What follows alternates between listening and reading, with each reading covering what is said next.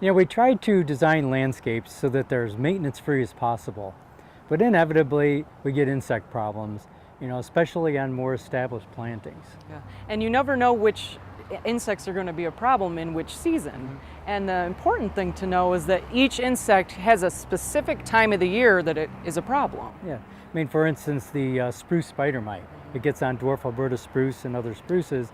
It's a cool season mite.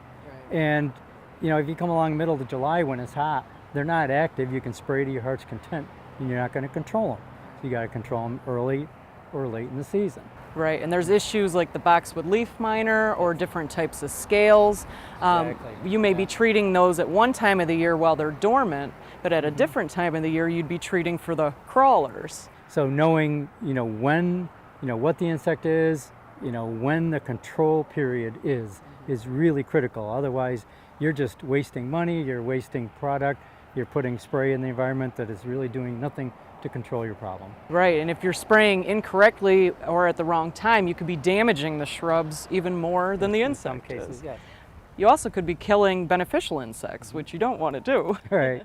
So Cornell Cooperative Extension is a great resource for helping to identify problems and when to treat. Right. So find out what it is and treat at the right time with the right product.